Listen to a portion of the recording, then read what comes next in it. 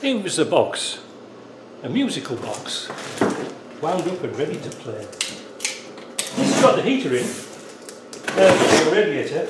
Now you're going to say, what the hell you're opening this up for, Mike? You're supposed to be doing the heater. Well, I am. But, if you remember, I said that this car had some electrical problems. And one of the problems was the hazard warning light switch because it fell to bits. So hopefully in here, oh, I've always wanted some of that. Here we are.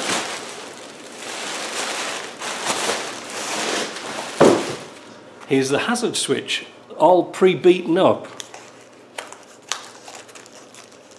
Made in China, who would have thought it? I bet these are the same as Lucas ones, you know, Brickpart are selling.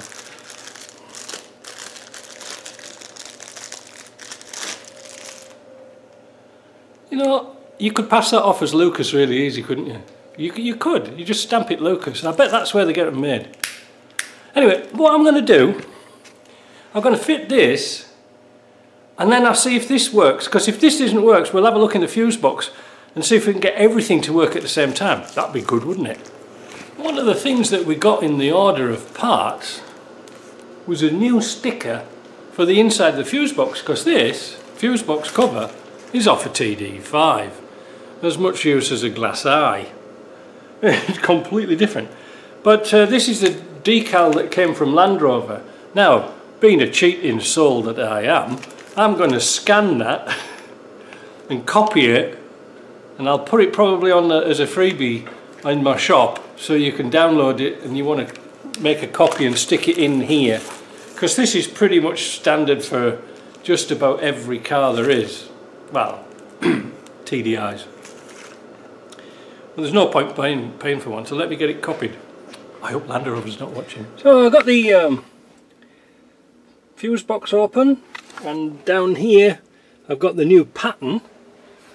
Right, starting from the front, it should be 15 amp for the hazards, 20, 15, 15, 15, 7.5 radio, I haven't got one, 10 amp for the cigarette lighter, 20 amp, well that's a spare. Wow, that's strange. You've got 7.5 amps should be all across the bottom. It's got 20 amps in. Oh my dear. My goodness. I hope this is the right pattern. It looks like it. 15 amp for the fan. Let's start pulling fuses. First one we pulled out from the front corner. 15 amp kaput. Let's put a new one in. And this should be the hazards. Let's see. Genius. And of course we fixed the four-way flashes as well at the same time, look. Hey, all the indicators. They're working, except for this one here. Oh, I think they've wired this one up to the side lights. That's good. Oh, what success. I'm going to have a pie after this. Right, let's change the second one. Well, it's working. I'm not sure if that's on the right way around or not. Oh, look at the bloody sugar coming out of there. What's going on here? I've only been in 5 minutes, shut up. Oh, it's got a piece of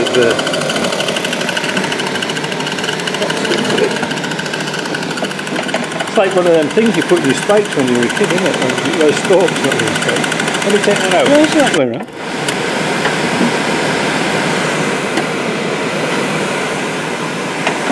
Wish we'd got one of them seals as well. Yeah, that's alright, that's working well, isn't it? Let's see if it works on the low speed, which is commonly called off. There you go. Low speed. Hardly any point putting the bloody thing on really, but yeah, so happy at that. All we have to do now is bolt it back in. Well, it's half past 12 now. High time. I changed out all the fuses in the fuse box for the correct ones. Hopefully everything should be fine now. It had 20 amp fuses in the lamps, headlamps. No wonder bloody wiring problems in Land Rovers. They just put fuses in willy-nilly as long as it works. They don't care. Bigger the fuse the better apparently. So I'm back onto this. I'm going to put this heater in now. Here, this is my solution to fix this god-awful problem of how do we hold the nuts, and what we're going to do is use these captive nuts, little 8mm captive nuts, and they're going to go in, zoom, in here, and here. That means when we put those in, all we've got to do is fiddle around with the heater, because the heater's got slots in it, so it should be pretty good. And of course it can't go anywhere else. You know what I mean? I think it's a scorcher. Let me get set up. Anyway, oh wait a minute, before I do get set up. You've seen this little tool before I got this off eBay years and years ago. It's really good. You know, you can use double nuts, but I found this was really good. All it is a little piece of 9/16 bar, but you see it's got a little shoulder on the end. It's been turned. That means it'll grab onto the end of the captive nut and stop it turning. I'll show you how they go in. Let me drill the holes. So with the holes drilled and this little thing assembled like this, I'm going to try and tap it into the hole. Difficult to get square, but never mind. There we go. Bloody stuff everywhere. Look at this, can't bloody move here. Right, got me 9/16. Got me 10mm on my impact. You've got one of these, haven't you? You should have. They're really good.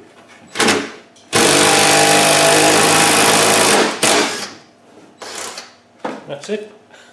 That's good, I'm happy with that. So when we put our bolts in, when we can find some, we'll put some nice stainless ones in there, but now we should be able to put these screws in, just get them started up here, you know, like that, look. Get that one started, and let's spoil it. Let's get the camera sproof in, sprinkle, give that a bit of a spray. Where's the other bolt? Here we are. Because these are a nightmare to put in, the heaters. You know, there's not much stretch on that wire to get up there, unfortunately. Anyway,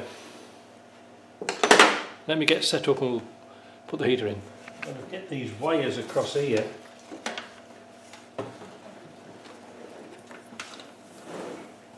Get this heater into position. Oh, it's easy said to do.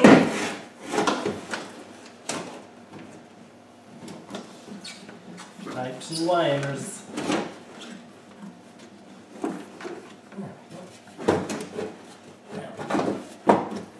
And we get that.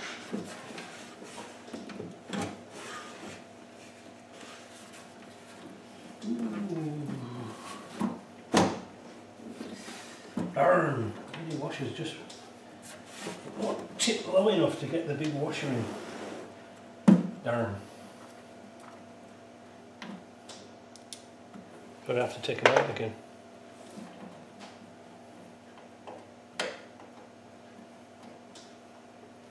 See, now they'll go in.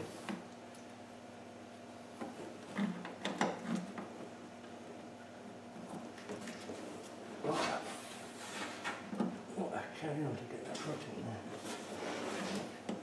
I bet you've had the same problems. I bet you're all saying, oh mate, we've been there. I know you have. Now, at the bottom here, we should have our... Oh, I need a little podger bar to get that in. Back in a tick. I tell you what, they were a joy to put in. Oh, I could do this all the time now. I could give you a top tip. When you're doing this, I got a hammer. Not to hammer with, but to jam up between the wing, like that, and the heater. That meant it pushed up, get the bottom bolts in, doddle. Why didn't I think of that years ago? So now it's all up there at the top, all nice and tightly. Tighten these bolts up.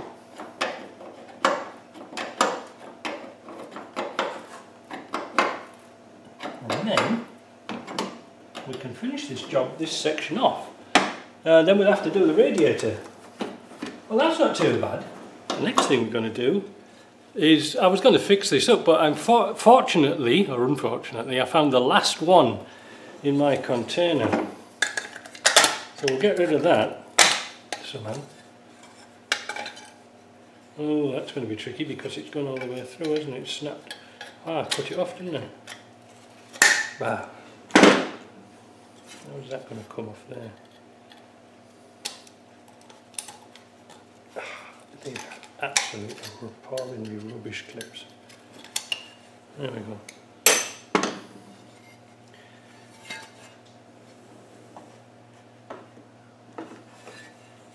And then this just hooks over the top like that, but you've got to get it sort of in the centre a little bit, which I haven't. There we go, a bit of drink up on it, you know, our old favourite, bit of, let that soak in a bit, it'll spread around, don't worry. Now to get these in, you push down on the top of the plastic box and flip this over. It's as simple as that, and then you've got to try and work out where the hole is.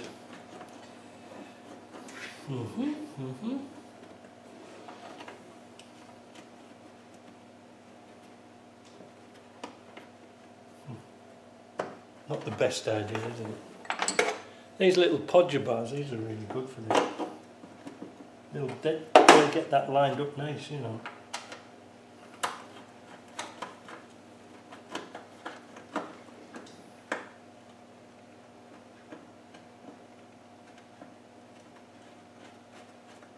One.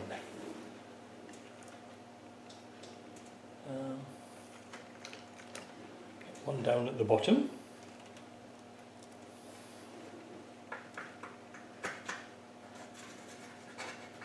Then another one in here.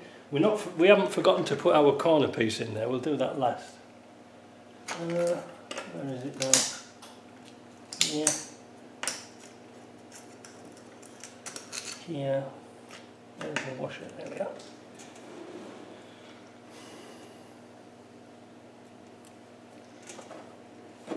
Again, just get on the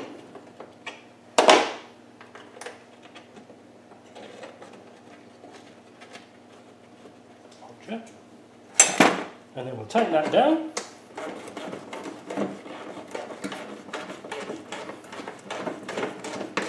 And the next thing we're going to do, in a logical sequence, we're going to put the wing top on. Why? Well, we want to see what the wing layer's like, because we can lift this up and down, we can adjust this. But also, somebody's put washers under here to hold it on. You know, see the bolt holes here, they're far too big for 3/16. So, might as well do those now. Because that gives us access. That's nice. There's lovely. So, pop rivets. I'll use this as a toolbox. That's handy. Over the think of everything, don't they? Who'd have thought it? Right, let's go and get some pop rivets and sort this out. This is what takes time up, messing about. Because the holes are too big, I think they were made for screws. But we're just going to use pop rivets. We've put a couple of pop rivets in to try and locate the plate. And I've got these big spreader washers here, so I'm going to try and get the gun ready. Put my arm under here and do that.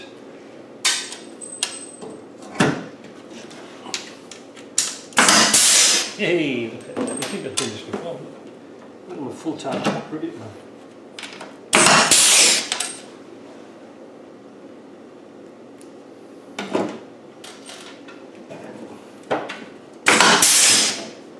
Now, I need one more for up there. Have I got one more? I need one more washer, then that's done.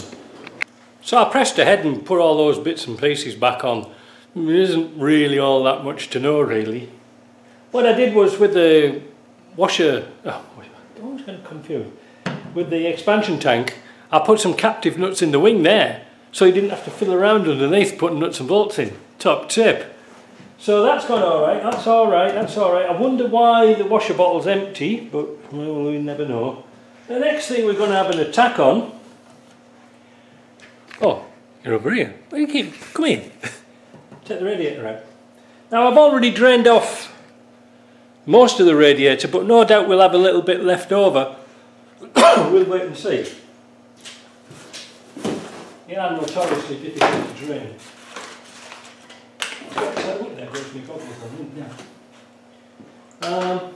We'll get tidied up and we'll start to take this off. First of all, we've got to take the fan off.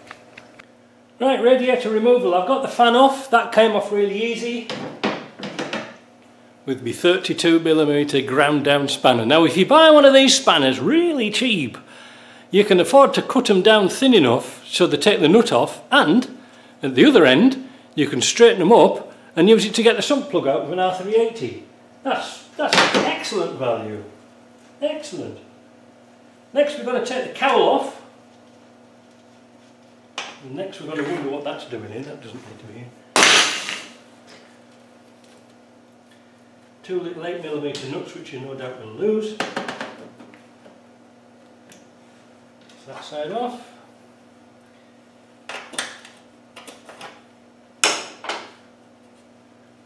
I haven't put the fuel filter on yet because I thought I might have to have a mess about and get some access underneath here, but obviously not.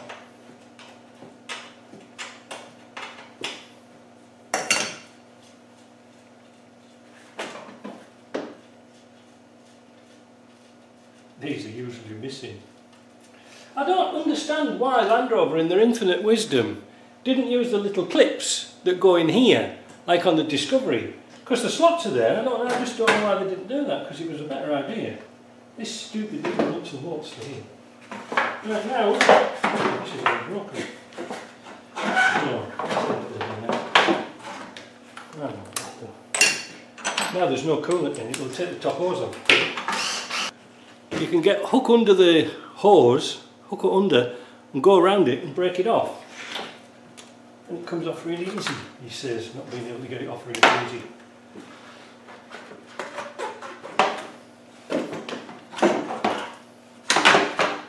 Now that comes out. There's a job for JB Weld, isn't there? They're like chicken's teeth to find over here. So now all it is a matter of undoing some hoses. Now to get this front off,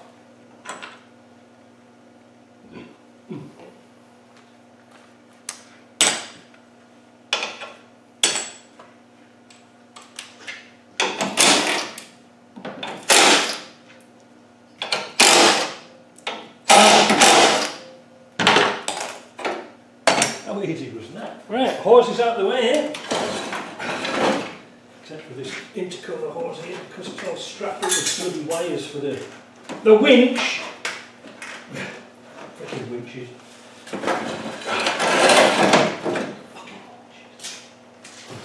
I'm going to have to charge more. If you've got a winch or bullshit on it, you can't really charge more. Yeah, I can't pull that back because which way is that? Let that go. Pulling that back out of this bloody thing. Right, hopefully it'll come out. There we go. She's out. Now I'm going to lay it flat just in case any oil comes out of it. Nothing to report there, apart from an oily mess. Let's have a look at the new radiator. Now I've just unpacked this radiator. It's a brand spanking new one, a Bearmark one. I don't know if you can see in the box. There's a few pieces of styrofoam at the bottom, and that is it, polystyrene. Let's put this on the deck so it falls over.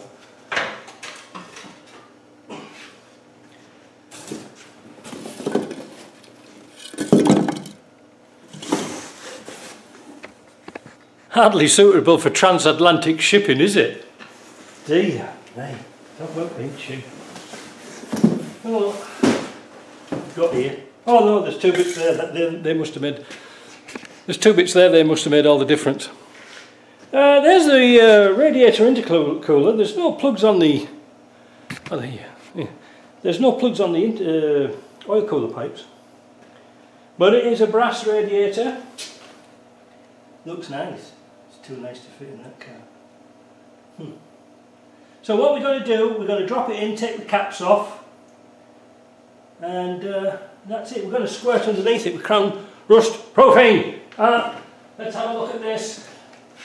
While we can, we'll get something at the top. These things rust out like crazy, don't they? We've all been there. Now's the time to do it.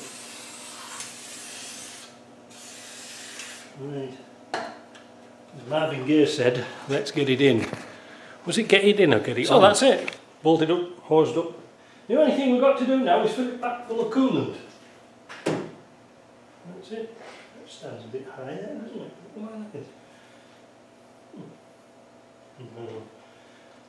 Nice to know, nice little touch about these radiators. It comes with a nice solid brass plug in the radiator, which is kind of unusual. So what I'm going to do is I'm going to fill it up. I'm going to use, put the old coolant back in, but I use a J cloth, you know these cloths for kitchens, in a funnel and put the old stuff back in because it hasn't really done all that much. And it'll just filter out any bits that's fallen in, you know, like cat hairs and stuff like that. Bits of dust. We'll top it up. Well, that's a lovely plug that. I wish they were on like that. And it's got some grease on it. Unbelievable. Yeah, we'll leave it overnight. Then we'll come back. So that's my day's job done. It's now 4 o'clock. I've just got to put the inside back in that car for the fuse box and things like that, and then this is out. And then tomorrow, now I know this is done, I think about tidying up, and I think what we'll do is get the gearbox sorted out for the, which one it is, I can't remember which one it is, for the R380. I know I've got a good transfer case, so I'll put that on. Yeah, and just build it up and get it ready to go. Oh yeah, damn! I haven't ordered the bloody clutch yet. Oh, it doesn't matter if I can get the engine, if I can get the gearbox and things like that in, that would be brilliant. Anyway, that's enough for today. I'm going for a long, relaxing sherry.